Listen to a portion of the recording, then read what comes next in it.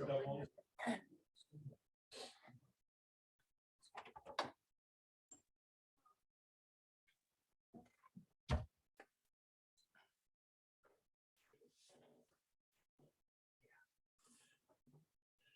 right, we'll call the meeting to order.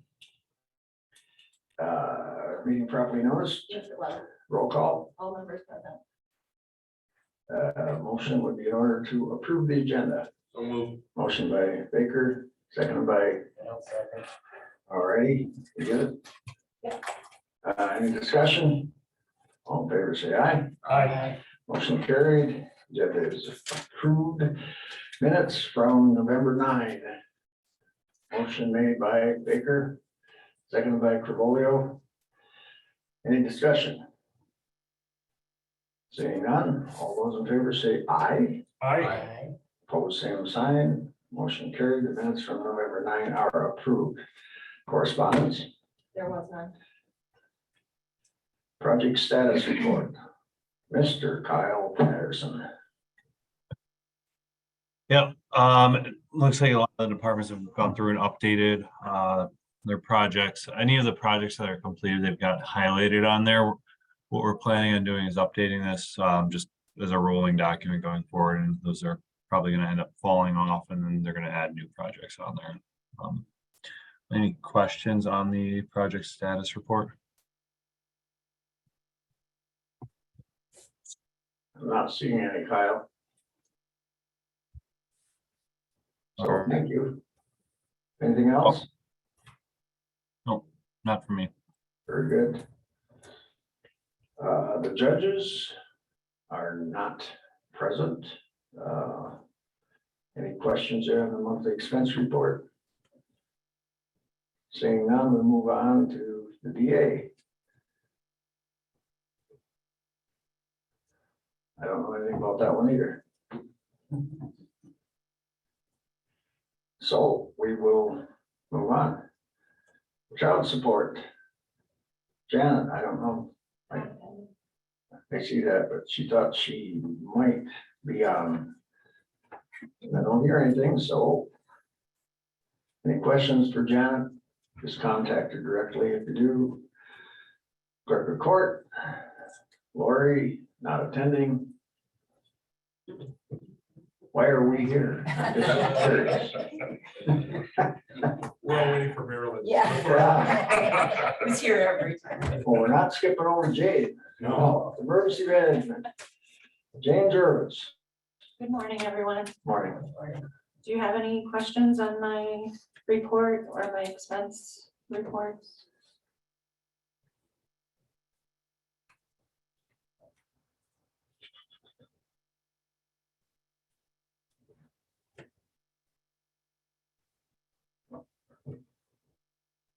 Anyone? Moving on to your expense report. Or do you have any other comments about your activities? Okay, then move on to the expense report. Any questions on that? You have a fast meeting here. We could be going for a record time. Well, sorry, late. Yeah, thank God she started late. Moving on again. Medical examiner, Marilyn Rogers. I'll try to talk fast so we get. So another very busy month with 26 deaths. We had an autopsy we had 2 autopsies. One of those though was the suicide, and that was at the Federal Correctional Institute. So they do pay for that autopsy and the toxicology, so we won't be charged with that. We had 4 whiff cap cases, which is a lot for a month.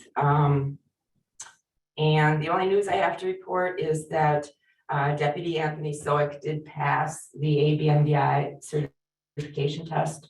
So now the entire staff is certified ABMDI, which is, I think, a nice accomplishment for an office. That's all I have. Well, I have a question for you. Do you have a pending debt? Is that? Do I have? I think a- they're all Saw that, pending. yeah. It's gonna be like 20,000. Yeah, yeah, yes, we do. Rick is drooling.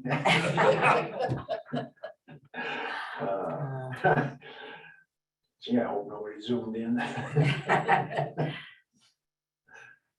Pending, the pending, just so you understand, is when there's an autopsy done, we do wait for the results to come back before we sign that out one way or another. But that is gonna be an overdose death, by the way. Mr. Chair, Go ahead, Rick. I noticed that the coroner fees are going up. I'm surprised that that didn't come before this committee and was voted on, or did I miss that? What was the question? The coroner, I heard the coroner fees are going up, Oh, and we have to vote on the sheriff's fees when they go up. I was surprised that we don't have to vote on the fees that the coroner has. let's talk to the coroner, the medical examiner. That was decided, I think, between Kyle and Cynthia. I did provide with a handout of looking at every county's fees.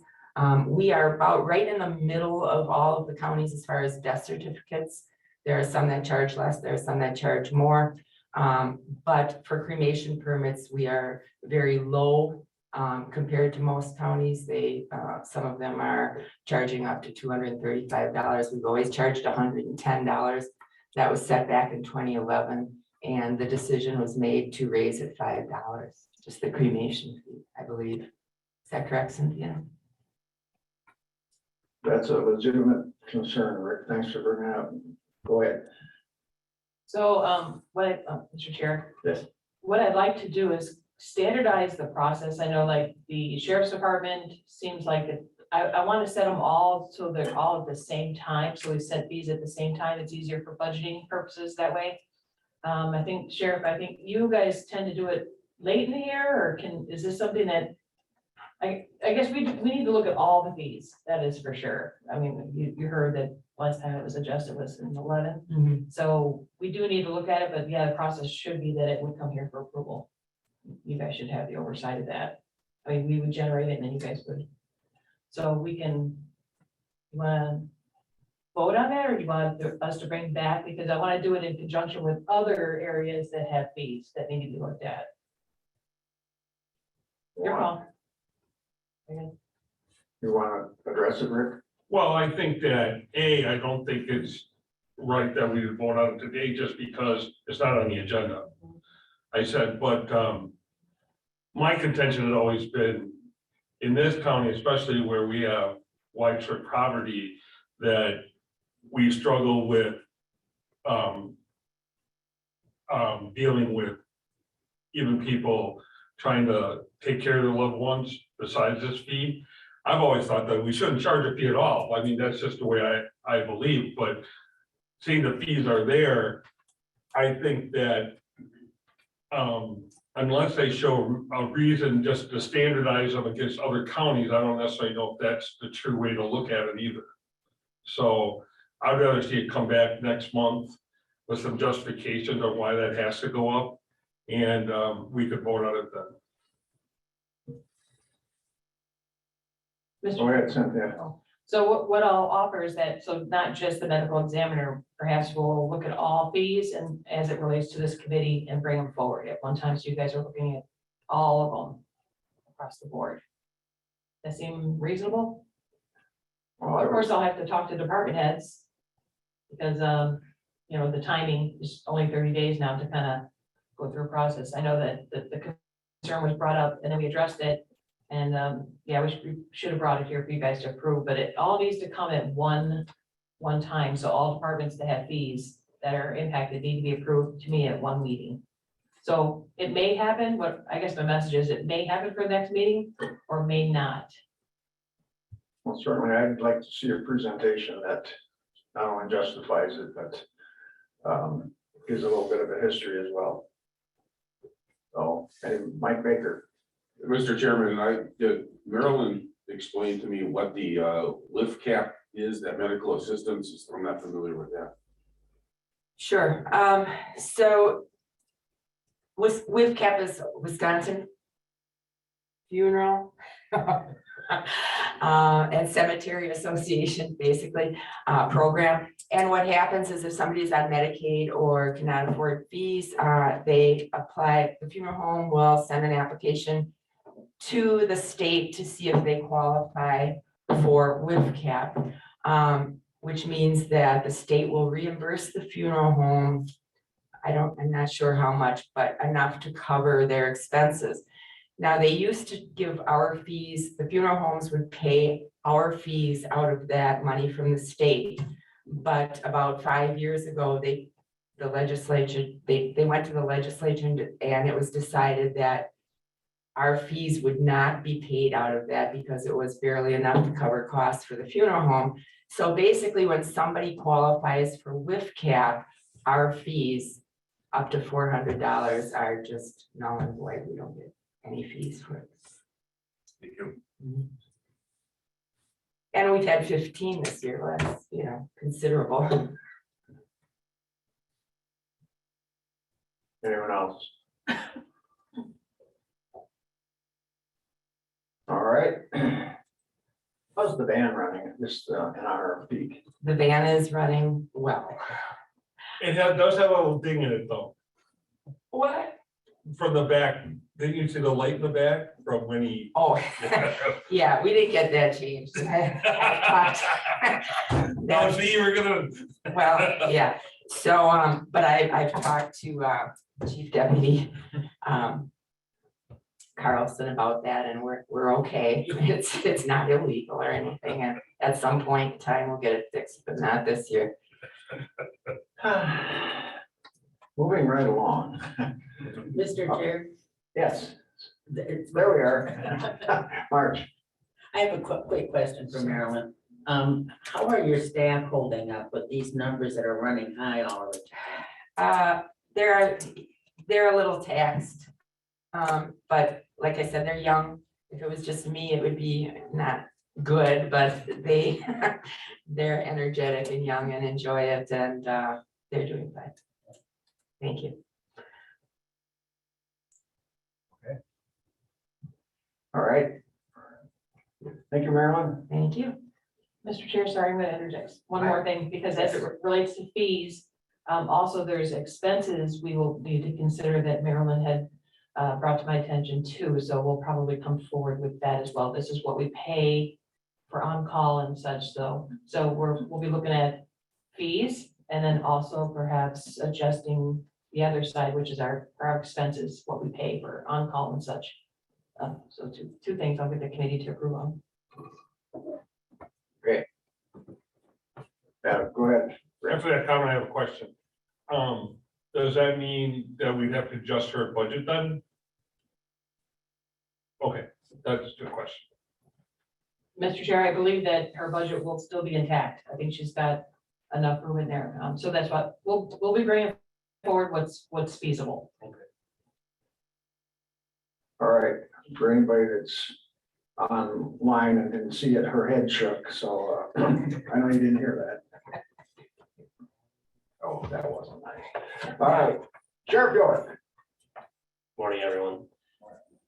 Thanks to the committee for the request for changing the date, because I'll be gone next week, so. So we changed up our report to you guys a little bit, to kind of outlines a little bit in a different format for you guys to just, I guess, cover more things that are going on in the sheriff's office. So I'll just go through that real quick. So we were awarded a body camera grant. As you guys know, we implemented body cameras in 2020.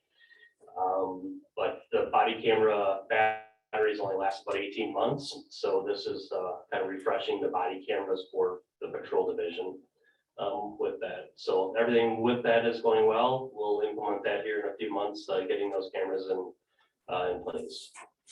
We were awarded a box grant for fatal vision, opioid, and marijuana impairment simulation kits. So we have alcohol ones already. They're goggles that simulate what it's like to look, what you see when you're impaired. And this is adding the opioid and marijuana simulation kits.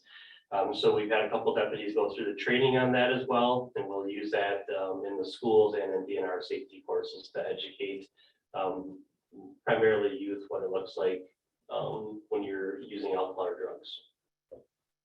Looks like he's got a question for me on that. Really, no, I wanna go back to the body cam. Oh, okay. Now, those are being replaced or they're just The updated or what? the portion for the patrol division are getting new cameras through this grant. So the batteries, because the deputies work 12-hour shifts, the batteries typically don't last that long. In the jail is not a problem because they're able to switch them out in the charging stations. Patrol has the charging stations in their squads, but they don't charge at a good rate. So we knew this going into when we purchased body cameras, that the body camera batteries only lasted like 18 months. So we applied for this grant and we got that, so. Okay. The way it currently is, if they are charging, then they're not on their person. We have cables that when they're in the squads, they can plug in the cigarette lighter and plug into the body camera while it's on their person and charge. It just depends on how many calls they go to or how long the call is for that. So by adding these new cameras, the batteries will last longer. Okay, thanks. Just continue on, so that we were awarded another box grant for a seatbelt safety grant for 23. It lists the required mobilizations. There will be other dates and times that we will be having extra deputies on for part of that grant as well. We'll be doing the Shop with the Sheriff event again, and that event is funded from community donations. And we have kids primarily from the Adams Township School District, and this year we'll have some kids from Westfield as well. We did reach out to several other school districts, but we didn't get any other kids from those. January 4th, we're having our Blue Blood Drive at the community center. So that's, I think this will be the third year that we've done that. So it's just kind of a event to help raise awareness for donating blood. And it's part of the COPS in National Police Week. So, so on to the next one. So we received a termination notice from Summit Foods. They're our food provider for the jail kitchen.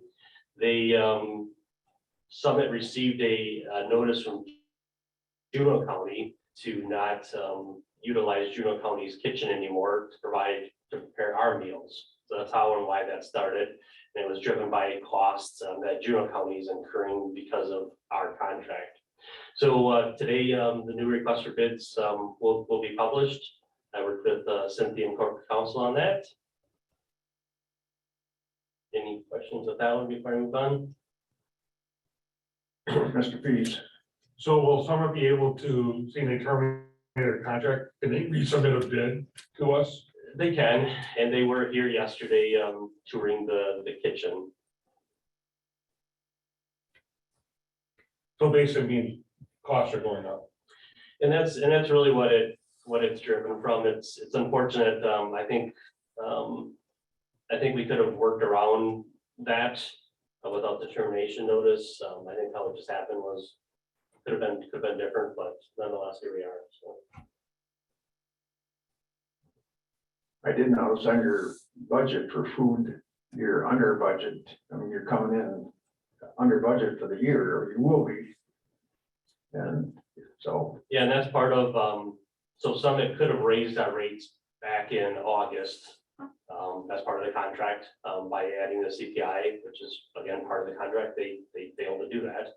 They realized that now and gave us a notice they're gonna raise the rates effective immediately. However, the contract requires a 90-day notice, and then we mutually agreed upon it. So I have asked Corp Counsel to let them know that we won't be adhering to that because that was not how the contract worked. So so they could have raised the rates, and that's part of why we're under budget with that.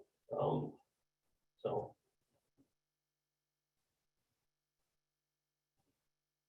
Questions for the sheriff regarding that topic or any other for that matter?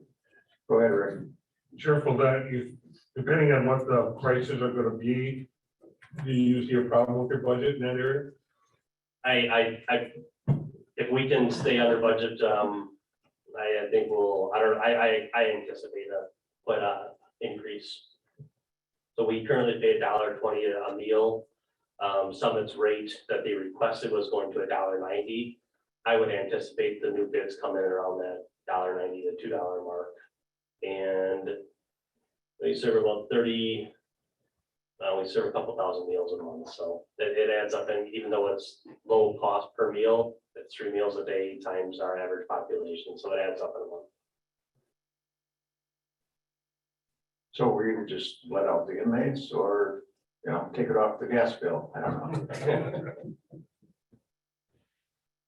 Yeah, it's unfortunate it happened after the budget was obviously set, but I guess nothing we can do with that. We'll get through it. And then the next bullet there is, so we talked about it a little bit in a meeting a few months ago, the animal shelter requested an increase of $500 a month. That contract has since expired. We're going to be honoring the price in the meantime. And a new request for bids is being worked on. That'll go out for bids in the coming weeks, I guess. You're currently working with the one east of town, right? The animal shelter out there. Yes. Is there other options? I mean, I know we have used different ones. So anything in the hopper? I think there are a couple options out there. I don't know, you know, what we'll get for bids, but we'll put it out and we'll see what happens. The one south of Oxford went under new ownership, didn't it? Yes. Yeah, that's what I thought. All right, just continue on in dispatch. You may have seen all the vehicles outside along the Sally Port, Baycom vehicles. Our new dispatch 911 consoles upgrades are being installed this week. That's a capital budget item. So that's part of the 911 upgrades. So yeah, that's being done. Just investigations, we had a drug search warrant that is attached to the report as well. That was a fairly significant drug arrest investigation. And then just adding, again, we're just trying to add a couple things from each division within the sheriff's office to show you guys what's going on. And if you saw or had a chance to read those inmate letters, but I thought those are pretty good letters that inmates kind of wrote about the staff and while they were in jail, the opportunities that they had and stuff. So I guess other than that, just continuing on with the normal numbers for the month, we were at just over 1,000 calls for service, which is again common for this time of year, slowing down for the year. So nothing other than that really to report with any of those other reports. I did notice under different municipalities, but there's been quite a few suspicious persons that have been reported. Is that just pretty standard stuff? Yeah, that's pretty common. People just, see something strange, a person walking down the road that they may not recognize or something like that and call it in. Mr. Chair. Yes, there we are. I'm gonna move that chair. I kind of like it. I have the same question I've been presenting to the sheriff on these dispatch calls. That all it is numbers. There's nothing there that says, how much time is involved for officers that are dispatched. And our officers dispatched on all these calls. So with it, we did recently purchase some new software for our Spillman system that will hopefully run some reports that the committee would like to see, I guess. Hopefully we can see that, but our current program doesn't offer anything more than just different reports like this. But if we get these calls, if there's calls in the dispatch, I'll just start at Town Adams, the first one abandoned cell 911. We do dispatch officers to all these calls, alarm calls, animal problems. Just, every call is an officer is dispatched to. So you're not seeing there's other calls that dispatch would handle that are not law calls that generate a number as well, but these are the calls that all the deputies would go to. Mr. Chair, Right? if you don't mind, Sheriff, I'm going to interject. So I did I am working with the sheriff's department on getting a report, and there is a, with the Spillman software, there is some limitations there, and it's gonna require some custom reporting. And the sheriff gave me permission to kind of work with two of his staff members to kind of understand the Spillman challenge there. And it seems like there's going to be a report coming in the future, but it's a process to try to get there. They're gonna have to work with the software engineers to kind of come up with a custom report. So that may take a little while, but we know that it's important to you, and we're gonna get you that, like a comparative, so that you see a number this month, you know how it compares to this month, prior year, and perhaps maybe even a year to date. So anyway, so we're working on that. I'd like to say thank you, Sheriff and Cynthia, for doing this. The main reason I'm looking for it is we all know you need staffing, and this would help the justification for that. So thank you very much. Other questions for the sheriff? Brent, I've got one regarding that lot east of town that, I don't know what you call it, but one up at the airport. It's full, I think. We're gonna have to buy another 40 or something, I'm not sure, but, so why is that so full currently, or maybe that's, you know, a regular thing? Help me with this. A lot of what you're seeing are vehicles and trailers that are placed there by other departments other than the sheriff's office.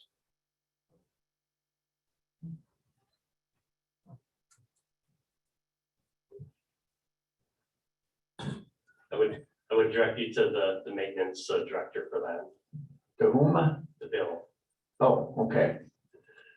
Bill Robbins. And we keep an inventory, I don't know, Chief Deputy Carlson could speak to this a little bit more, but we keep an inventory of everything that we have out there. It's in Spillman. And we recently just sold any vehicles that we had on the online auction to reduce the spacing out there. I'll let Dave speak to the rest of that. Yes, that's correct what the sheriff is saying. There's a lot of vehicles that are not associated with the sheriff's office out there. Some trailers that we don't know anything about, but as far as what we can control, recently I had conversation with our investigative lieutenant and our Travis, our Sergeant Armitage, who does our evidence. And they're cleaning out some of those vehicles from crashes and so on that are our responsibility. We always try to do that towards this time of year because of the snow removal issue we have out there. Once you have all those vehicles there, there's no place to put the snow. So we've been working on that. There were some vehicles out there. I think there's still a dump truck out there, but we got rid of a big box van out there that had been in there. But a lot of those are crash vehicles. You see them and there's damage to them. Those are being held based on evidence, maybe reconstruction. And a lot of those have to be out there until the case goes through its normal course in court. So at times it looks like a lot out there, but we try to control what we can control. I think when we have 5 vehicles, I think went on the auction, those went out, or 3 vehicles, I think it was went out, are gone. But I think the maintenance had 4 or 5 vehicles out there that went on auction. Those are probably gone out too. So I think you'll be seeing some difference as far as, but yeah, for a while there, I drove out there too, and I definitely agree with you, Bob, that it was pretty full. So, but we're working on it. All right, sounds good. I know you have to preserve your evidence and so forth. I understand all that. But as you guys are talking here, so who's actually in charge of the inventory in that? Is each one in charge of their own? In other words, the sheriff's department, and then you have the other. I don't know the answer to that, but I think I want to know the answer to that. Well, as far as how we've always operated, it's a joint facility that we all use. So, we don't ask maintenance permission to park a vehicle in any certain spot, and they don't ask our permission. We try to work together with that and try to try to keep things away from the building, so we're not blocking doorways and stuff like that, and there's times that we just have conversation with each other and say, hey, what's this vehicle, what's this trailer, can we move it? And we just have conversations, but there is no certain one person in charge of that. It's, maintenance has the front part of the building and a couple other stalls. We have our evidence base, and we have storage, which we share with the DNR. DNR is also involved in that because we have some equipment that is on the backside that is stored, rescue equipment. So it's kind of a multi-purpose building. So there's not one person or one agency or one department, I should say, that is really in charge of that. So that's how things get kind of, Yeah. mixed up. So how many departments actually have different things out there? You just mentioned the DNR. You also mentioned, of course, Sheriff's Department, and then maintenance. maintenance. And Okay. then, well, You too? actually, yeah, with the cooler. We have a cooler out there. It's been there for years. But we work in conjunction with each other. So Right. And it is necessary when we need it to have one separate from funeral home. If there's a case where there can be no question as to whether somebody has tampered with the body, or, if it's going to be a criminal case that's, or like the FCI case or things like that, where it needs to be in a separate place, and we have kind of a system where we cannot get into that impound yard without them, and they cannot get into that cooler. We keep the key, so it's just a safety measure for both. I'm not sure they want to get into that cooler. Wow. You never know. Cynthia, maybe we can get some sort of summary on what goes on out there. I don't know just what's in order, but up until today, I had no idea, how shared use that was. And I find this interesting, so. yeah, that goes back to when that building was built, and I can't remember when it was built, but that was the whole justification for that building, was that it was going to be shared. It wasn't one department, so the justification was better when you have other people involved in it. So that goes back quite a few years, but some of them were heated for certain reasons, some were not heated, and it was all done back when it was built based on that. And the DNR shared some of the costs with that. That's why they have ability to use it. So everybody that has part of that has always had some cost sharing with that. So. Let me ask you this, Dave, who is the actual gatekeeper, or does everyone have a key? Well, there's a keypad. There's no real key, so Well, to speak, still. but there's a keypad that has a program code, and then we have garage door remotes that we use, and we take care of what we have. I guess I should say, I want to clear it with Bill, but I think that he comes to us for anything with that. So. Well, that in itself should be a concern, especially where you guys have evidence out there that we can't share codes and keys, well, quote unquote keys, that there's got to be, someone has to be able to answer to it. Sheriff Jordan. I think the sheriff's office and maintenance are the only ones that have access to the gate, to my knowledge. Say that again. I think the sheriff's office and maintenance are the ones that have access to the gate. And then all of our storage units or garage accesses are keyed, and only the sheriff's office and a very limited number of sheriff's office staff have keys to the evidence, and that's alarmed with a separate alarm panel as well. Yeah, the only question would be that anything sitting outside is kind of open to others, if that's your concern. Well, and the reason I bring that up, I mean, you guys have both been on the department for a long time, sometime in the last century, I'm pretty sure. But the fact is, years ago, we had I don't know, some guns or something that left, and I don't recall, all that happened.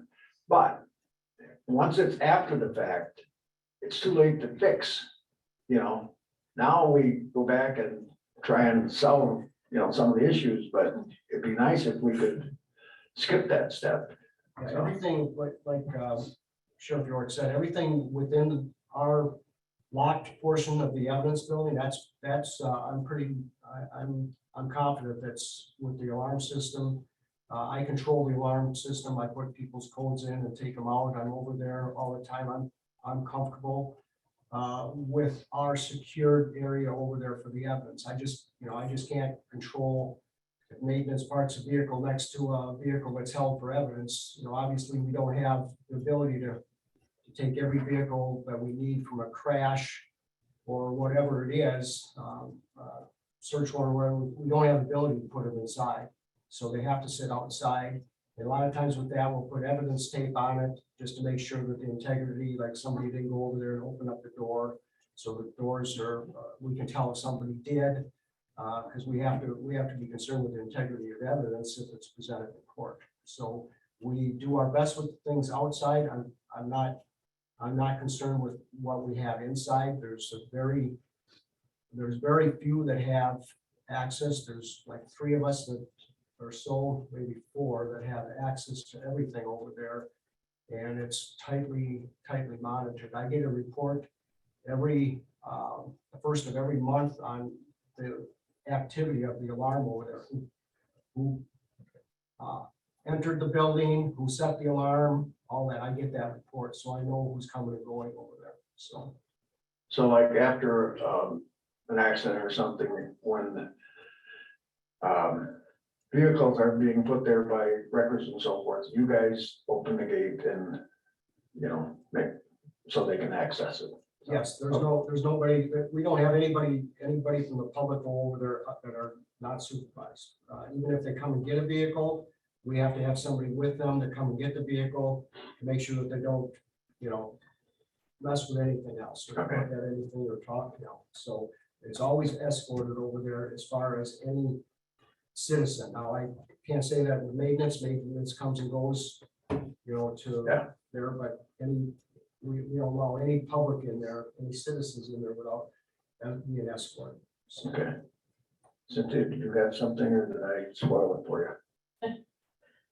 Mr. Chair, I was just thinking if you guys want an official report about that situation out there, and if there's any like internal controls that could be strengthened, we could probably mention them then at that time. Because I'm just sitting there thinking with I don't know how it's all set up out there, but if we have a shared area and we have the sheriff's area, maybe there's a gate within a gate.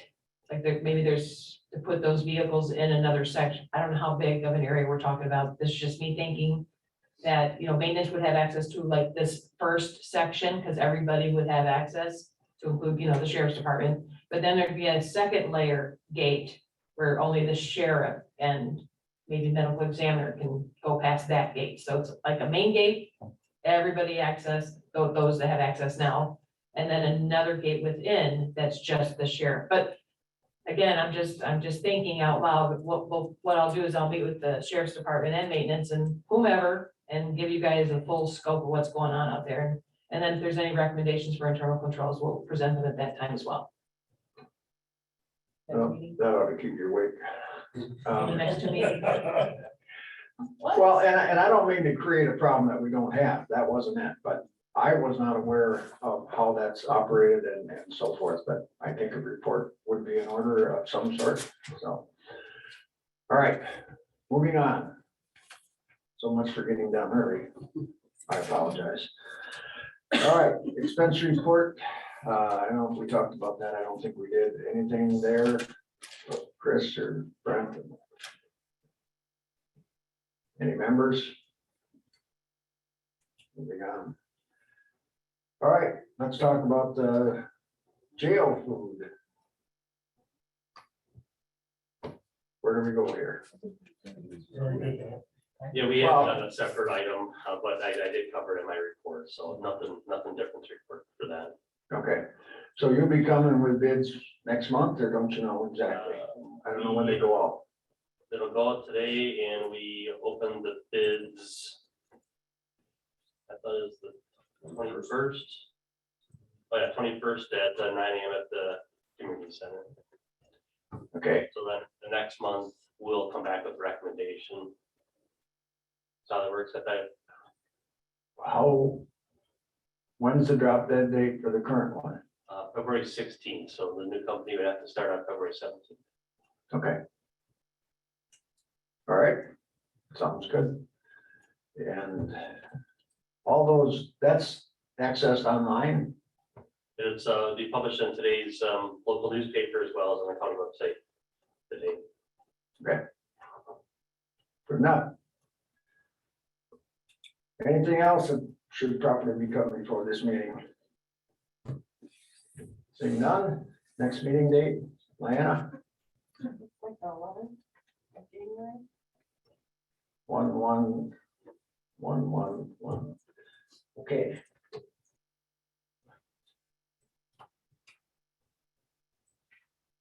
Everybody good with that? With that, we will adjourn the meeting. Thank you all for attending. Have a great Christmas. Well, I'll see board members. All right. Thanks, guys.